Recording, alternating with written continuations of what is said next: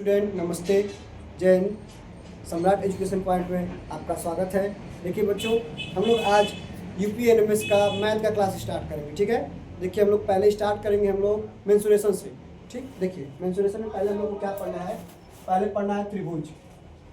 ठीक है, ये त्रिभुज क्या होता है? त्रिभुज होता है, देखिए इसमें तीन भुजाएं होती है। कितनी भुजाएं होती है? तीन भुजाएं। त्रिभुज किसे कहते हैं? तीन समान रेखाओं से घिरे हुए क्षेत्र को क्या कहते हैं? त्रिभुज कहते हैं। देखिए ए बी सी, ये तीनों समान रेखा है, इससे घिरे हुए क्षेत्र को, घिरे हुए बंद आकृति को त्रिभुज कहते हैं। त्रिभुज के तीनों अंतःकोणों का योग 180 अंश के बराबर होना चाहिए। त्रिभुज के तीनों का, देखिए त्रिभुज के तीनों कोणों का योग 180 अंश के बराबर होता है। जैसे ये कोण ए है, कोण बी है, कोण सी है। कोण ए 60 डिग्री का है, कोण बी भी 60 डिग्री का है, कोण सी भी 60 डिग्री का होता है। ठीक है, त्रिभुज को भुजाओं के आधार पर तीन पार्ट्स में बांटा गया है।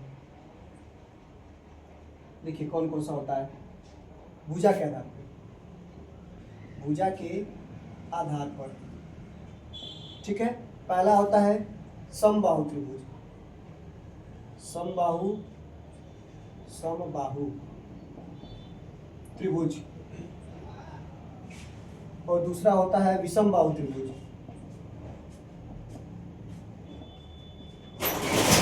और तीसरा होता है समद्विबाहु त्रिभुज। ठीक है, समबाहु त्रिभुज का मतलब होता है कि जिसकी तीनों भुजाएं समान हो। ठीक है, तीनों भुजाएं, जैसे ये भुजा अगर 5 सेंटीमीटर की होगी तो ये भी 5 सेंटीमीटर की होगी, और ये भी 5 सेंटीमीटर का होगा। ठीक है, तीनों भुजा जिसकी बराबर है उसको क्या बोलते हैं? समबाहु त्रिभुज। विषमबाहु त्रिभुज देखिए इस तरह बनता है, इस तरह। देखिए ये जैसे मान लीजिए ये 2 सेंटीमीटर की है, ये नहीं 2 सेंटीमीटर, मान लीजिए 3 सेंटीमीटर की है, और ये रहेगी आपकी 4 सेंटीमीटर, और ये 5 सेंटीमीटर की। देखिए इसकी तीनों भुजाएं बराबर नहीं होगी, ये भुजा इस बराबर के बराबर नहीं होगी, ये भुजा इस भुजा के बराबर नहीं होगी। इसको क्या बोलते हैं?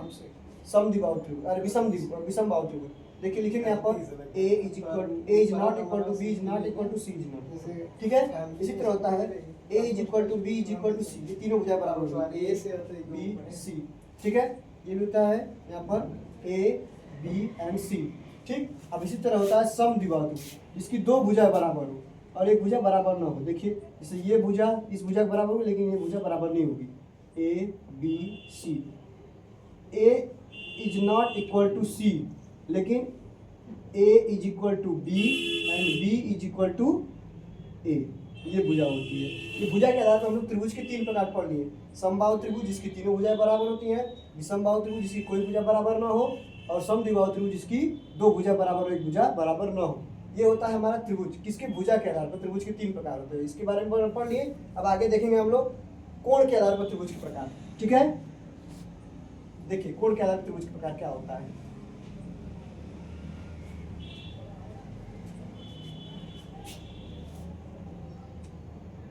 कोण के आधार पे, कोण के आधार पे पर त्रिभुज के प्रकार। ठीक बच्चों, कोण के आधार पे त्रिभुज के प्रकार, इसके भी तीन पार्ट्स होते हैं। ठीक, पहला होता है समकोण त्रिभुज, समकोण त्रिभुज। ठीक, दूसरा होता है न्यून कोण त्रिभुज, न्यून कोण त्रिभुज। ठीक, और तीसरा होता है अधिक कोण त्रिभुज, अधिक कोण त्रिभुज। ठीक, ये होता है समकोण त्रिभुज, न्यून कोण त्रिभुज और अधिक कोण त्रिभुज। समकोण त्रिभुज जिस त्रिभुज की एक कोण 90 डिग्री के बराबर होनी चाहिए। जैसे ये त्रिभुज है, इसकी एक कोण कितने डिग्री के? 90 डिग्री के बराबर होनी चाहिए। ठीक है, ठीक है, ए बी सी। ठीक है, ये होता है समकोण त्रिभुज। न्यून कोण त्रिभुज वह त्रिभुज जिसका एक कोण जो होता है तुम्हारा आपका 0 डिग्री से अधिक और 90 डिग्री से कम होनी चाहिए, तो ये मान लीजिए आपका हो जाएगा। ठीक है, ये त्रिभुज मान लीजिए आपका कितना हो जाएगा? 60 डिग्री का। ठीक है, ये भी आपका कितना हो जाएगा?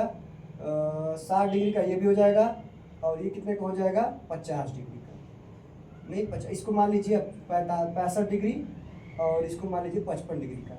ठीक है, ये हो गया न्यून कोण त्रिभुज। ये ए बी एंड सी। और अधिक कोण त्रिभुज वह त्रिभुज जिसका एक कोण 180 डिग्री के बराबर हो, ठीक है, किसका एक कोण 180 डिग्री के बराबर इस तरह बनता है।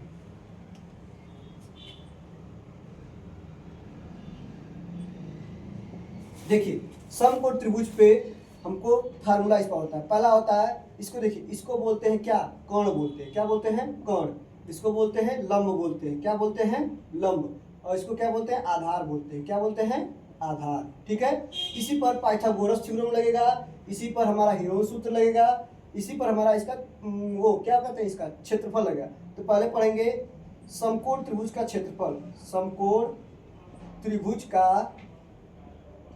क्षेत्रफल, ठीक है।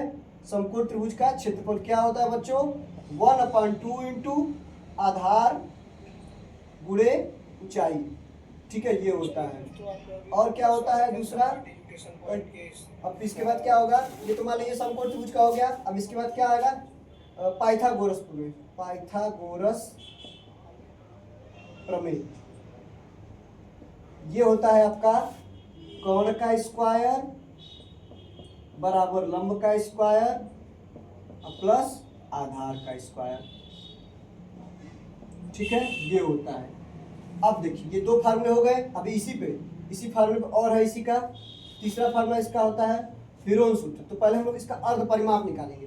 अर्ध परिमाप के लिए ए बी सी, पहले लिखेंगे अर्ध परिमाप, समकोण त्रिभुज का अर्ध परिमाप, समकोण त्रिभुज का अर्ध परिमाप, अर्ध परिमाप, ठीक है, परिमाप या हाँ ठीक, ये हो जाएगा आपका a प्लस बी प्लस, इसको देखिए यस से डिनोट करते हैं, ये होता है a प्लस बी प्लस सी बटा के 2, ठीक है।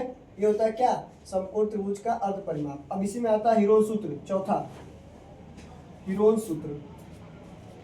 हीरोन सूत्र क्या होता है, ये होता है करड़ी में यस माइनस ए, यस माइनस बी और यस माइनस सी, ये होता है क्या, हीरोन सूत्र होता है।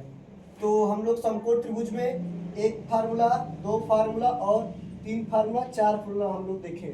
अब इस पर क्वेश्चन हम लोग नेक्स्ट क्लास में करेंगे, ठीक है। तो बच्चों हम लोग यहाँ तक सीखे हैं त्रिभुज और त्रिभुज के प्रकार।